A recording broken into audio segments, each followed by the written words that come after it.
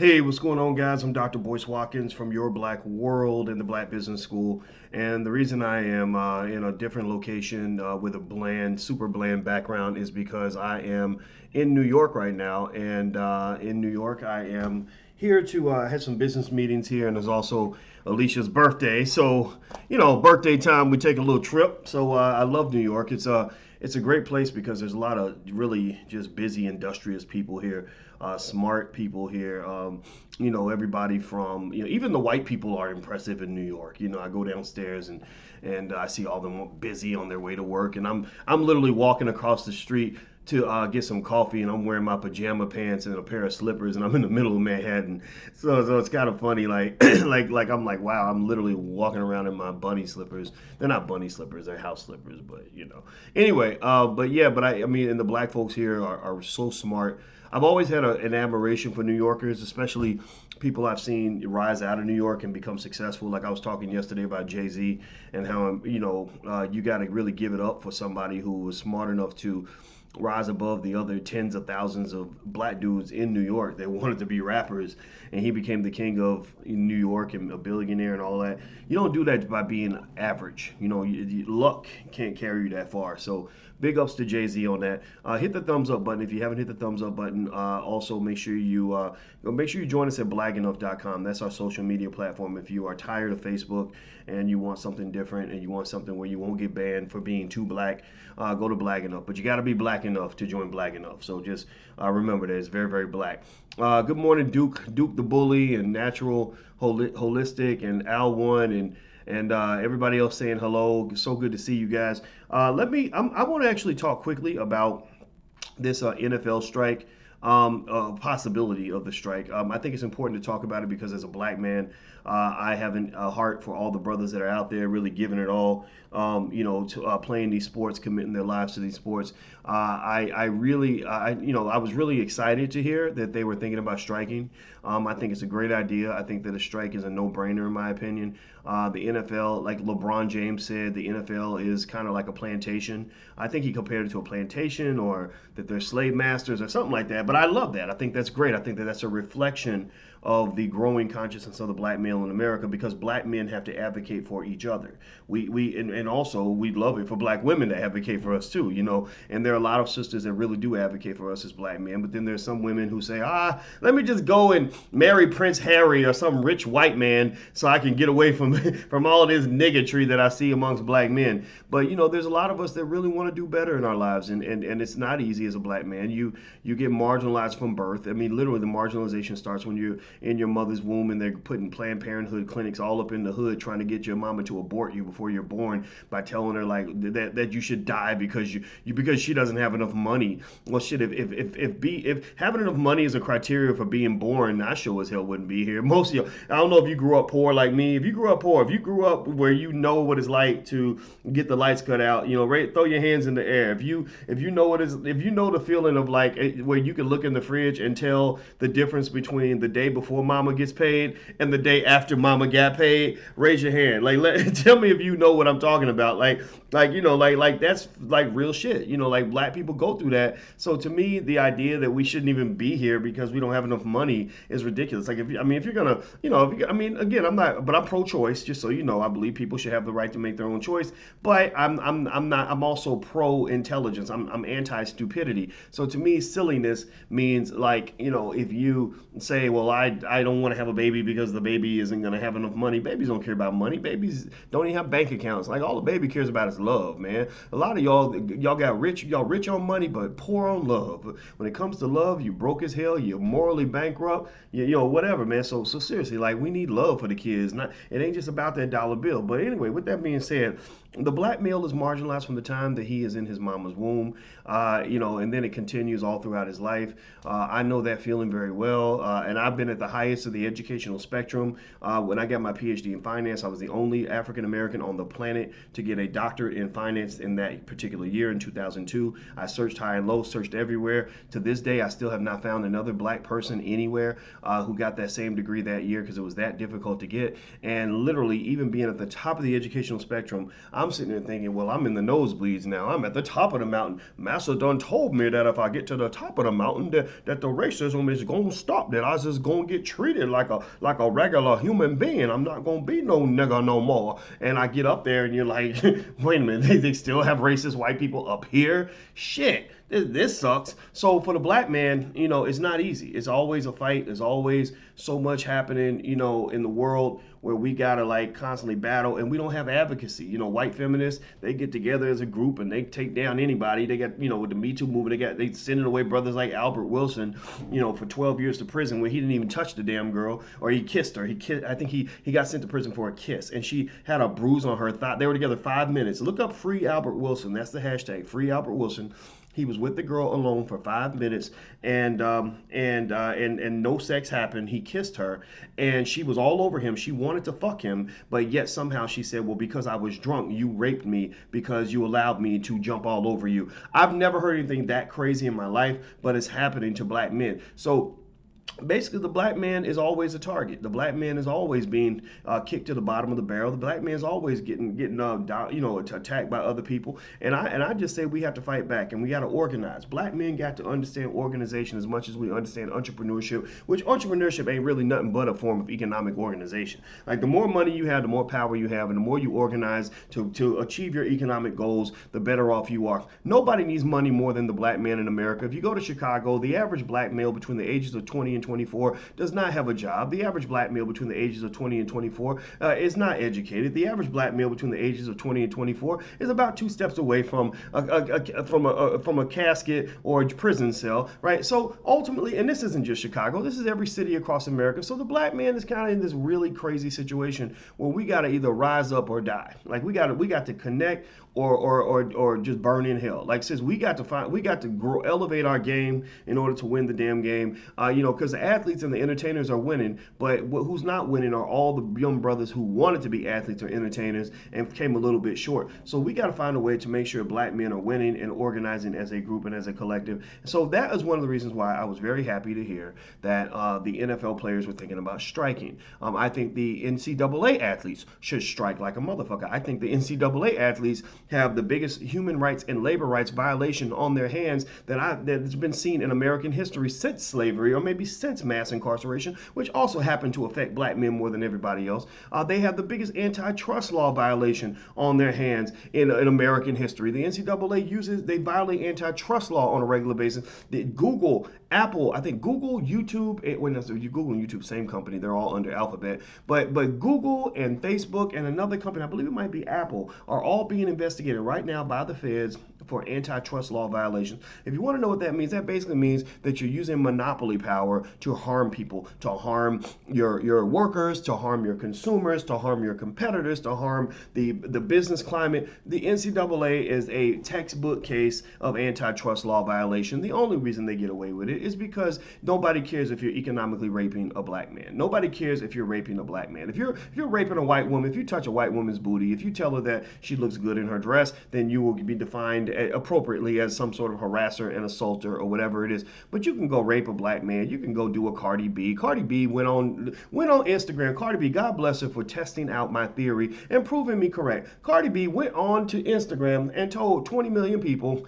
that she used to drug men and rob them and set them up with a tranny so they can be raped. And nobody said a word. Nobody. Now it's back to business as usual. Cardi B's out here. She got a new song and everybody like, yeah, you heard? Yeah. She might have raped a few black men or stole all their money or whatever it is, or set them up to be raped, right? Same thing. You're still getting fucked, right? But did y'all hear her new song? Her new song's jamming. Or move on. That's old news. Well, since when did the harming of another human being become old news? I mean, Bill Cosby, allegedly, they're claiming he did some stuff back in the 1960s and 1970s, and nobody's acting like that's old news. But for the black man, it's like, okay, you got a 3-day news cycle to complain about your shit, then we're going to move on. So the black male kind of is the cockroach of America. The black male gets stomped on, ignored. We are the most likely to be sent to prison. We're the most likely to be unemployed. We're the most likely to be marginalized from society. We're the most likely to die early, and the most likely to get fired on our day off. Like really, we get fired on our day off, like Chris Tucker on the movie Friday. So the black man needs to organize. The black man needs to organize socially. Big ups to Colin Kaepernick, for what he did. I think he could have did more. I ain't gonna lie. I really felt like he should have done more. I feel like Cap was kind of being quiet because he wanted to get his money, and Cap got his money, and then it's kind of like, okay, well, What else? What's next? What's the next move, Cap? We need your leadership. Cap's like, man, I'm being quiet because I'm trying to get paid. Okay, all right, well, okay, well, just go be quiet. Go sit in the corner. We'll go find some leaders that ain't scared. We're gonna find our real Muhammad Ali. But maybe LeBron. Maybe LeBron could be that guy. It ain't like Barack Obama. Barack Obama isn't really, you know, he ain't doing a whole lot. I ain't gonna lie. Farrakhan. Now that's your guy. That's your man right there. Farrakhan has consistently advocated for black men since I don't know when. How many? Can you name any other people out here that are really consistently advocating for black men? Like seriously, can you name anybody that's really out here just fearlessly advocating for black men? The biggest thing happened for black men was when Robert Smith went and paid the money at Morehouse. He paid the student loans of the Morehouse grads. So anyway, let me get back into it. This is why I appreciate the strike. I appreciate the strike because black men got to organize. We can only win fights if we organize. We have to fight as a unit, and we got to fight hard for what we believe in. We got to fight for ourselves and advocate for ourselves and each other. Nobody else is going to do it. And so I saw Jalen Rose, who appears to be quite a fearless advocate for black males, especially black male athletes. And he just seems like a cool brother. I ain't never met Jalen, but I like Jalen. And the thing about Jalen is, Jalen has a lot of insights into a lot of things, and he was speaking on this idea of NFL players going on strike. Now, Jalen laid out his reasons for the strike. I'm actually gonna. I wrote a couple of notes so I would not forget.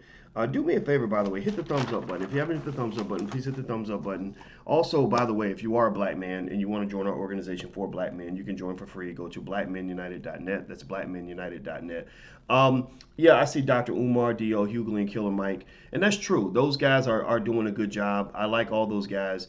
I think the question is, how influenced are you by outside agendas, right? I think that Killer Mike, unfortunately, he gets a little hamstrung by his connection to the white liberals. So I'm always curious to see how he juggles that. But he does a good job. I'm not complaining about Killer Mike at all. I know all three of those guys pretty well enough to point to areas where we've agreed and areas where we've disagreed. But you're absolutely correct. There's nobody in mainstream, like nobody say in Hollywood or whatever. But at the same time though, those guys are doing a good job. So we do have three out there, right? White women got 1,000, we got 3, so that's a fair trade, right? All right. So anyway, let me keep going. So a few things that Jalen mentioned as far as why NFL players should strike. One, he talked about guaranteed contracts. He was basically saying that in the NFL, you're playing with monopoly money, that even star players like Donovan McNabb, he pointed out his situation where I guess he got traded to the Skins right after he signed this $84 million deal. And he was basically saying that that there are no guarantees, that you get your money. You get whatever money they promise you up front, but then after that, they can cut you for whatever they want. And there is no sort of conversation about long-term protections or anything like that for the players. Also, he mentioned the marijuana policy, which is about the most archaic, ridiculous thing in the world, in the sense that we've decided that marijuana is no longer this horrible, dangerous drug that's going to tear people or kill people like maybe cocaine or crack or whatever. We've decided that marijuana should be legal, where hippie white people in Denver can go set up little shops that look like Apple stores and sell marijuana, and it's okay, it's acceptable, it's encouraged. But yet still the black male, again being the cockroach of America, the black men are the only ones who are still locked up for silly things like weed possession. Like, we're still in prison. We still have black men in prison for weed possession, and you got white guys right across the street setting up marijuana dispensaries, moving more weight than 50 drug dealers could do in a lifetime. But yet somehow we think that this is a fair society. It's the most insane stuff I've ever seen. So marijuana policy, Jalen made a good point. He said, have you ever heard of any baseball player, any golfer, any of these white sports where people are getting suspended for smoking weed? And they were like, no. And he's like, you're right. So, but it's only in the NFL, and I think the NBA, if I'm not mistaken, I think the NBA does that too. Like it's like, what is it? Like y'all just think that weed is bad when black men smoke it, but it's great and it's wonderful when y'all do it. And this goes back to just the whole flawed layout of the war on drugs. You guys saw me and Russell Simmons work on that back in 2013, where we got the Obama administration to change their policy on the war on drugs and on weed and basic things like that. But so shout out to Russell for getting all his celebrity friends on board. Will and Jada signed the letter we wrote to the president, as well as Kerry Washington and Jamie Foxx and Chris Rock, and we had about 150 people that were on that list. And so anyway, and that got the Obama administration's attention. It took a lot of work to do that, and Russell really held it in because they put pressure on him. They didn't try to pressure me because they don't, I mean, they know I wasn't going to change my opinion. But with Russell, I think that it was more like, because he's more mainstream celebrity, they put a lot of weight on him, and Russell, to his credit, stood by the black man in that situation. And I remember talking to my manager at the time and kind of saying, like, I'm really impressed with this guy. He really believes this. He's really doing this because he believes in it, and I never forgot that. So anyway, moving on, hit the thumbs up button, please. If you're watching on YouTube or something, please hit the thumbs up button. Also, don't forget, if you want a free e-copy of my book, It Takes a Village to Raise the Bar, go to drboycewatkins.net. That's drboycewatkins.net.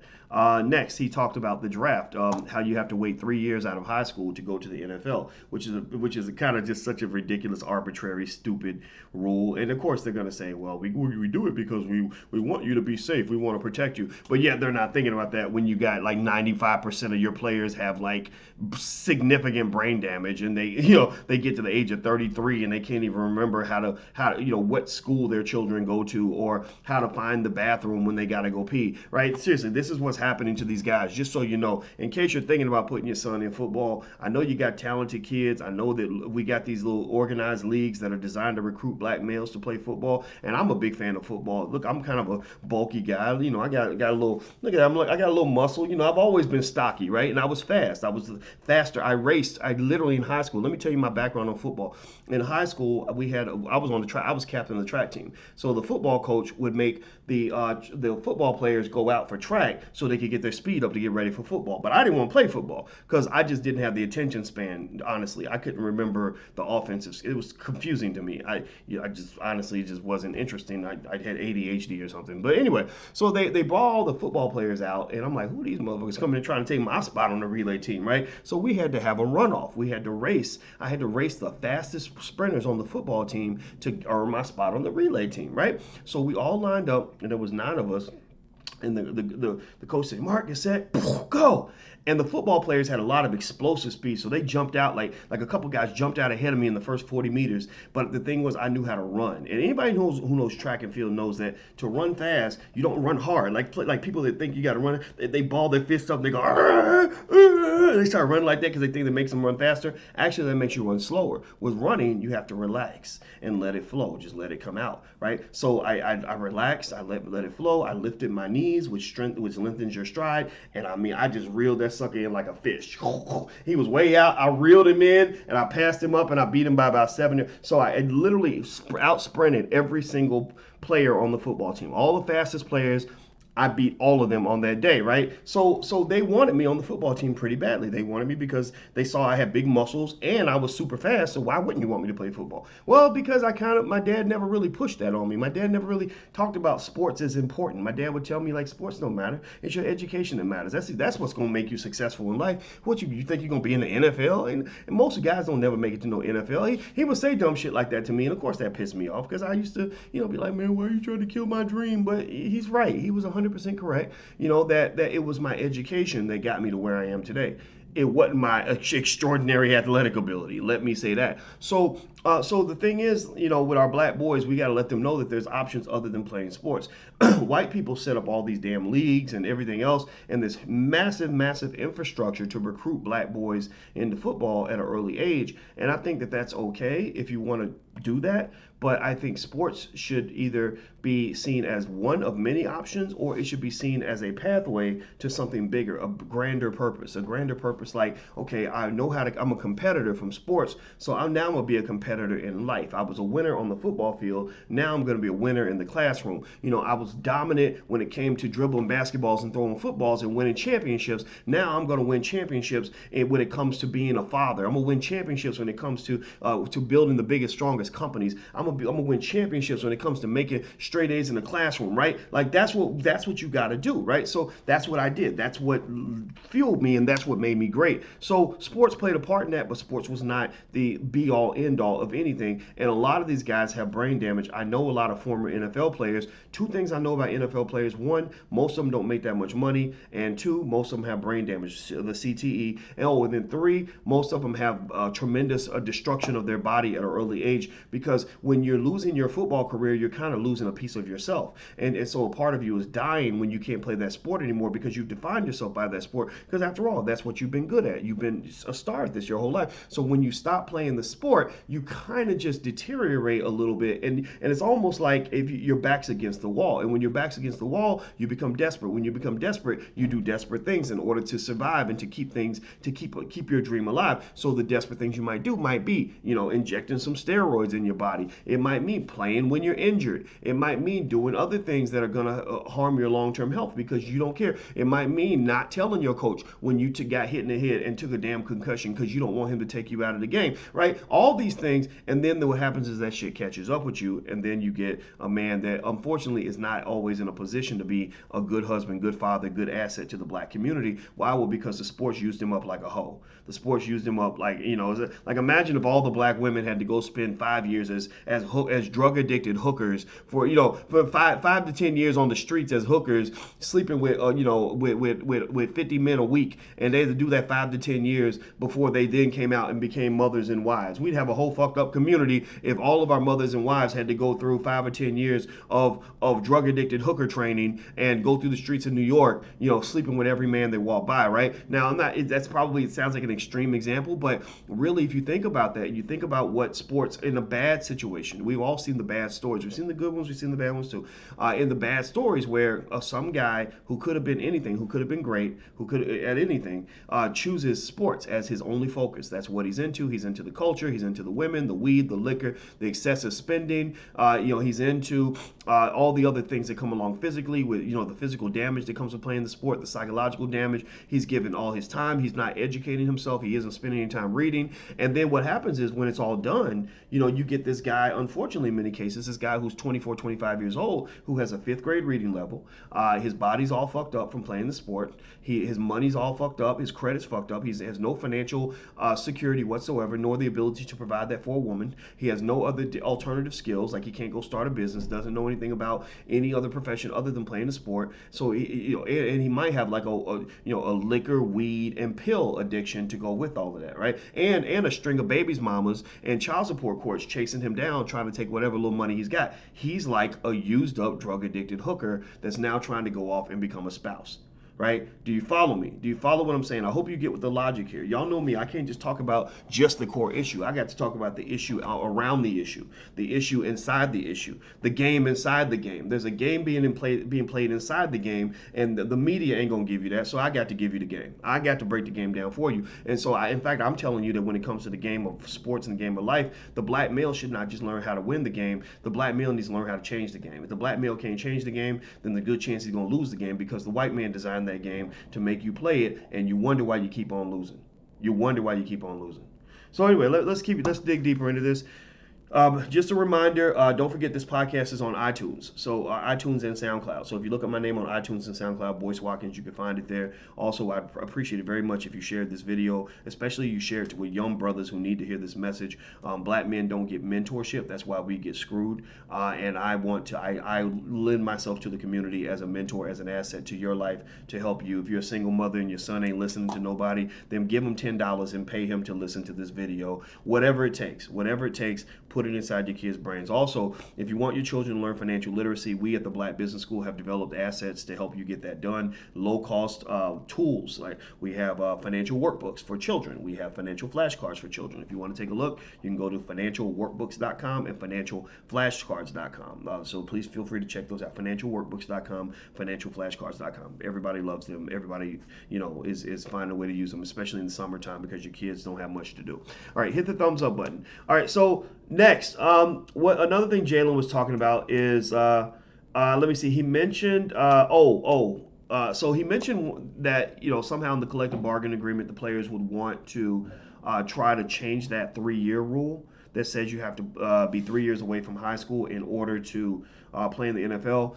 I don't think the players are going to want to do that. I think the 3-year rule is a little bit like an abortion law, to be honest with you, in the sense that if you look at abortion laws are the babies don't get a vote, right? The babies that are not here, nobody, they're not going to vote, right? So the only people voting are the people that didn't get aborted, right? So the way I might vote as a person who never got aborted is going to be different from the way a baby might vote. Like my mother, they tried to get my mother to abort me and she didn't. And if I had gotten a vote, I'd be like, hell no, I'm in here. Like, wait a minute, hold up, what the wait, let's not get too hasty now. Let's, I want to live too, right? But I was a product. I was something in my mother's stomach at the time, so I didn't have a vote. So the same thing is true when it comes to these 3-year laws, this 3-year rule with high school players. The high school players, the young guys in the 8th grade now or the 5th grade now who are going to be trying to get to the NFL, they don't have a vote, but they're going to be affected by this rule. The people voting are going to be current players and current owners.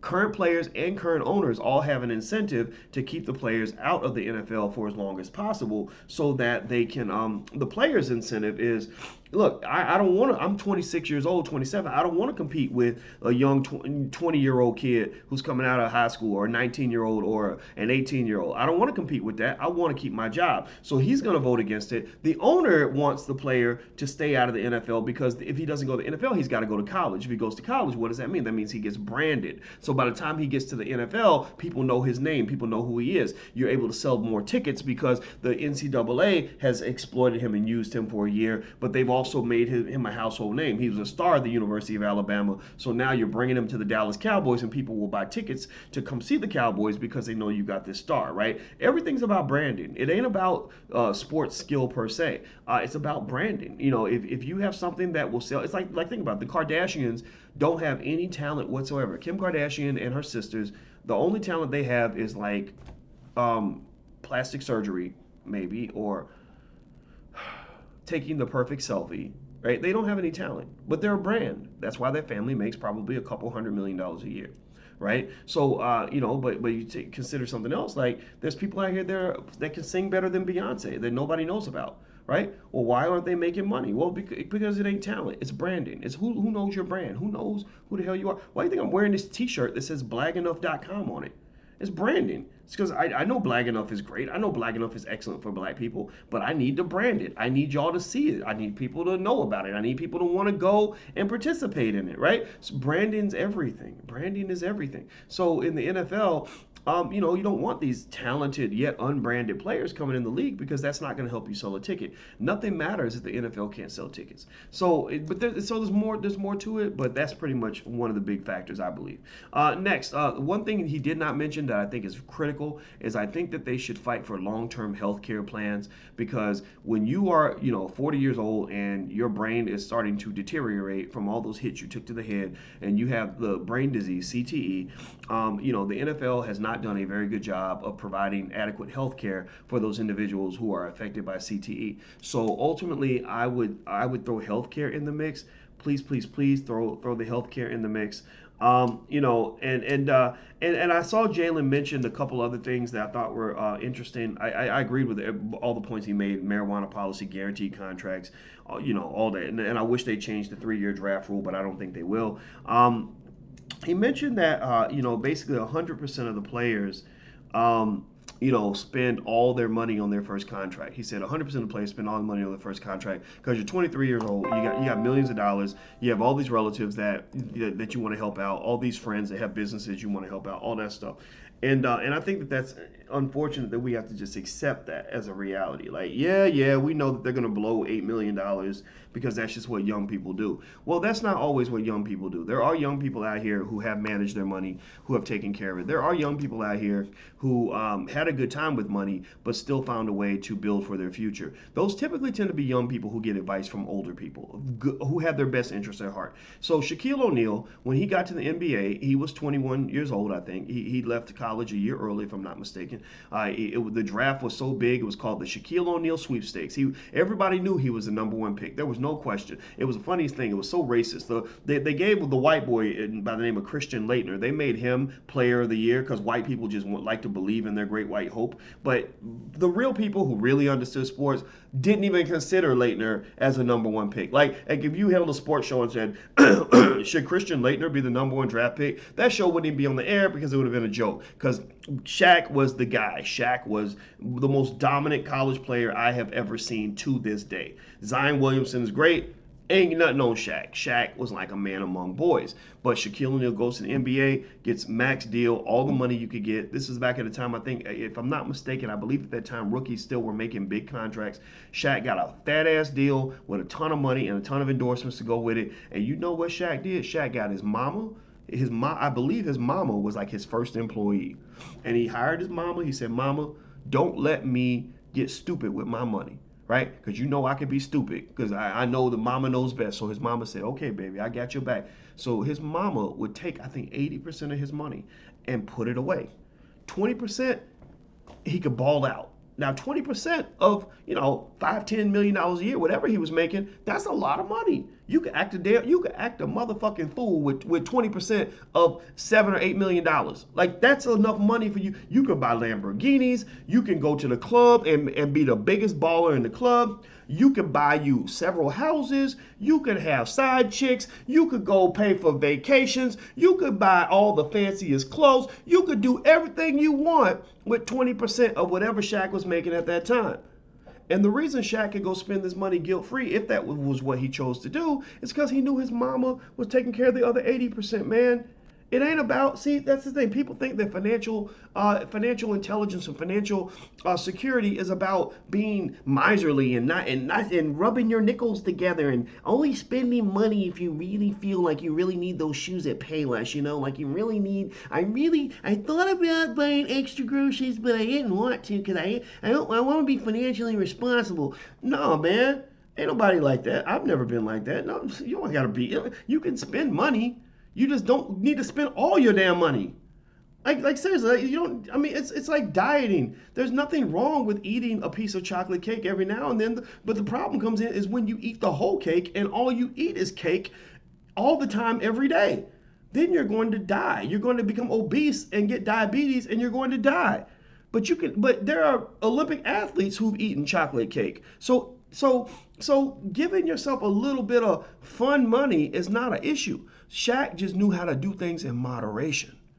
That's what he knew, right? So Shaq goes to the Lakers, and Shaq literally said something that I thought was great. Even back then, I was in grad school at the time, but I knew a lot about finance. I was teaching college students finance when I was 22 years old. So I was like the LeBron James of finance and economics, because what no other brothers doing it. I literally was younger than some of my students. Like I was like kind of like a boy genius a little bit. I ain't gonna lie, I probably was like a little bit of a boy genius. So I'm teaching finance and I'm watching my favorite players. I'm still a black man though, right? Always been a black man, been one since for as long as I can remember. And I'm watching Shaq. Shaq's my man. I'm watching him dunking over people, tearing down the rim, doing these amazing things. And I remember hearing something that I thought was so great. Shaq went to the Lakers. And it was a big deal when Shaq went to the Lakers. Anybody, I don't know if anybody else remembers that when Shaq went to the Lakers, he had this big Mercedes with this big Superman S on the front of the Mercedes, and I was like, oh man, that is so dope. I was a kid, I was young like him, same age actually. And here's the thing about that. Shaq said at that time, I remember I was really fascinated by this, intrigued by this. He said that when he was playing for the Lakers, he said, I was still living off the money I made from the Magic. I want you to sit and think about that for a minute. Please process that for a minute. He said, I was playing for the Lakers, but living off the money I made when I played at the Magic. How many players do you hear saying that sort of thing? The only other person I've heard really say something that was that extraordinary was Kawhi Leonard. I heard Kawhi Leonard lives like a really basic lifestyle. like I don't, but I mean, he's an NBA superstar. He's becoming the next Michael Jordan in the eyes of some, and he just lives this really basic lifestyle. I'm impressed by that. Andre Iguodala. I've heard about the fact that Andre actually loves investing and analysis or whatever more than he likes basketball or something like that. I could have sworn I heard something like that. So you're hearing these players saying these things that are so intelligent, and I'm so impressed by that. But you still have, the white man trying to push coonery on you, trying to get you to think that a black man is supposed to act like a damn fool. Like when I was watching the other day and I was talking about this, I ranted about this for a second when I saw the Migos, three grown ass black men on a Mountain Dew commercial, and these Negroes were on fucking big wheels. Like, think about this. A black man you a father, you a grown ass man, and you on a damn big wheel. A grown ass man ain't got no damn business on a big wheel. A big wheel is for a child. But they want the black man to be a child. A black man is never seen as a man in America. The black man is always seen as a child. So that's why they got these damn Negroes looking like damn fools, speaking that gibber, like that dude, whatever the hell they say, whatever that shit is coming out of them, and they're riding big wheels, and you're a grown ass man riding a damn big wheel. Black man, how you think the world's gonna ever respect you when you walk around riding a damn big wheel? Get the hell out of here, man. That's the dumbest shit I've ever seen in my life. Ain't no real man gonna be. If Mountain Dew's like, hey, we think hey dude, we have a great idea for a concept for this ad, man. How about you and your homeboys ride up on big wheels and make bird tweeping noises, and that would be so cool. Like everyone would love that. I'd be like, well, how about you ride a damn big wheel, motherfucker? Seriously, how about you get on a big wheel and you humiliate yourself and embarrass your people looking like a damn monkey? Anyway, let me keep going. So the black man has to be a man, like act like a damn man. If you don't act like a man, then nobody's going to see you as a man. Seriously. If you don't act like a man, nobody, and building black businesses is part of manhood, because a black man will never be seen as a man if the black man must always beg the white man in order to feed his children. You get no respect when you always begging other men to take care of you. That ain't gonna work. That does not work. Anyway, so give me 1 second. No, thank you. That's the room service. I'm in a hotel, so y'all gotta forgive me. I just tell them to go away. So here's one last thing I heard. Hit the thumbs up button, please. By the way, if you haven't hit the thumbs up button, please do that. Also, you're watching drboycetv.com. Make sure you subscribe, drboycetv.com. If you like financial stuff, I actually do a lot of financial analysis on daily news and all that. You can actually join theblackfinancialchannel.com, theblackfinancialchannel.com. That's a great YouTube channel we have. Also, I do a masterclass every Tuesday night at 8 p.m. I teach investing. So if you'd like to join the masterclass, please feel free to visit drboycemasterclass.com. That's drboycemasterclass.com. Since you're in here in the podcast, you can actually get half off. Just use the code word PowerNomics. If you use the code word PowerNomics, you can get half off at drboycemasterclass.com. So feel free to go check that out. All right. So one last thing Jalen said that I thought was great. I thought it was brilliant. I thought it was really smart. I agree with him. Is he mentioned that top players should subsidize the strike. One of the reasons that it's very easy for owners to negotiate with athletes and to win those negotiations is because owners have an easier time being unified. Remember, I was telling you guys, unity is the key to success. That's why black unity was always such a threat to national security. That's why slave masters put laws in place to avoid black people becoming unified. That's why J. Edgar Hoover said that his greatest fear, the greatest threat to national security, was the rise of a black messiah who could unify the masses. So unity is power. That's why animals understand this. That's why you tend to see geese and wolves and other animals operate in packs, because they know that when they are a group, they're stronger, right? So when you have a negotiation where you got owners against athletes, you've got one group against the other, right? It's like a battle, right? And the more coordinated a group is, and the more they can sort of, choose the right group-related strategy, the stronger they're going to be when they're fighting against the other group. If the group is scattered and kind of all over the place and everybody has their own agenda, right?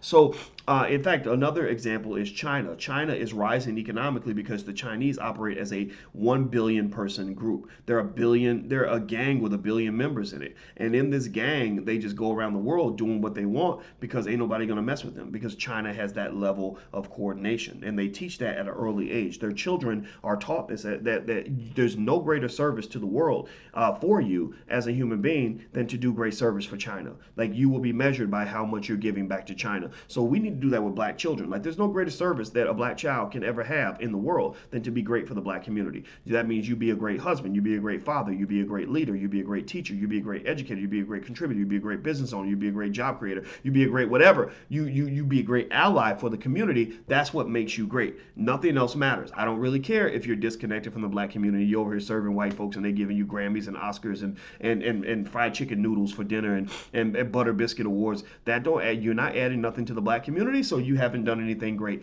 You're ordinary. You shot a powerful bullet at the wrong target. So who gives a shit? You poured 50,000 gallons of water out of the faucet, but you put it in somebody else's bucket, right? We needed somebody to dig holes. You dug a hole that was 1,000 feet in the ground, but you dug it for somebody else. So you did all these great things. You scored 50 touchdowns, but you scored them for the other team. You put the ball in the basket every time you got it, but you're scoring at the other end of the court. That don't add no points to team black people when you're scoring at the other end of the court. So for black folks, we got to understand that power isn't enough. It's power that's connected to targeting. It must be targeted. So we talk about the government doing targeted things to help black people. Well, black people need to do targeted things to help black people. Black people need to do targeted activities that are going to help us and not help everybody else. So one of the things that Jalen talked about is the unity amongst the players.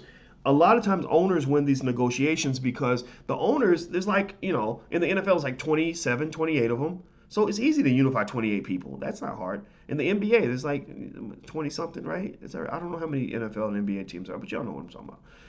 It's not hard to unify the owners. Dave, when the NBA owners were coordinated to talk about the strike back in the 90s, back when Kevin Garnett got this massive contract and all the owners did a lockout, David Stern, the commissioner of the NBA at that time, told the owners, you must be unified and unanimous on every vote. You must be in order to maintain your power. If you are not unified and unanimous, then you will lose. You have a shot at losing. And that's what he did. Every vote, it'd be like, the owners voted 28-1 to proceed with this blah, blah, blah. Today, the owners had a vote and they unanimously decided that blah, blah, blah, blah, blah. Every announcement was like, the owners all got together and every single fucking one of them decided that they want to do the same thing. Why? Well, because Stern held it together. He was like the black messiah holding together the masses, so to speak. He wasn't black, but he was the guy that had the power to create unity, right? That's why J. Edgar Hoover had the fear of a black messiah who could unify the masses, because when you have that one alpha character that can unify everyone, that person and that movement becomes incredibly dangerous. So for the athletes, the athletes would get beat in the negotiations because the athletes didn't have that unity. The athletes had all this like, well, I need a contract now because I got to make payments on my Benz, or I got 4 babies mamas and they want their child support, so I need y'all to go ahead and make a deal now. But then you have the rich athletes who are like, well, I'm good, I got plenty of money, I can wait it out, or they're like, well, I don't really care about this part of the deal because I got a max contract for 150 million. But then the guy next to you got a contract making literally 1/50th of what you're making, and he's saying, well, I actually need the money, so we gotta do things a little bit different, right? So you had all these diverse interests. You had what you might call heterogeneity, if you will. Heterogeneity is when things are just different. When homogeneity is when everybody's on the same page. That's China. China's a homogeneous country. NBA athletes, NFL athletes are very heterogeneous. They're all over the place. Because you got everybody from the superstars, they got the $100 million contracts, to the rookies that are barely on the roster because they got picked in the 7th round, right? Or maybe they didn't even get picked at all. They got picked up after they tried out for the team. So getting all those people on the same page is going to be difficult, but Jalen threw in an idea that I thought was excellent idea. He said that he believes that the wealthiest players should make the sacrifice by contributing to a fund so that they can help pay the living expenses of the players that are on the bottom of the economic spectrum.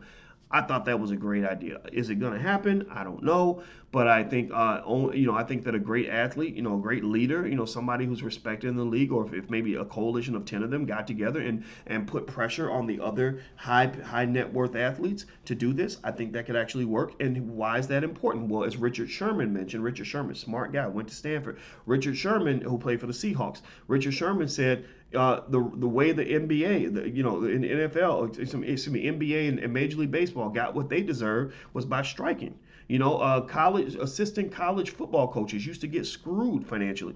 They got what they deserved by striking. right? So a lot of times you got to strike, take away your labor, just say I'm not playing until you pay me right. If you ain't paying, I ain't playing, right? But then you also need legal action, right? You need lawsuits filed. So I think lawsuits need to be filed, especially in the NCAA level, massive lawsuits, antitrust violations. I'm sure there are lawsuits in place right now, but I think there should be more. And also, I think the players need to just say, I'm walking off the court. Why? Well, because black men, you have power.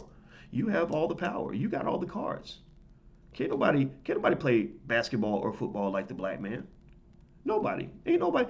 Tell me, show me one white guy in history, one white guy in the history of all sports who could do what Zion Williamson does on the court. Point one white guy. Give me just one. You got 60 years. You go back 60 years. Give me one white boy who can match Zion Williams. Now, by the way, Zion Williamson ain't the best we got. We've had better in the black community. We've produced, about 50 guys, 100 guys that could be arguably considered better than Zion. I mean, we still got Kobe. We still got LeBron. We still got Shaq. We go back. We got Oscar Robinson. We got Wilt Chamberlain. We got all kind.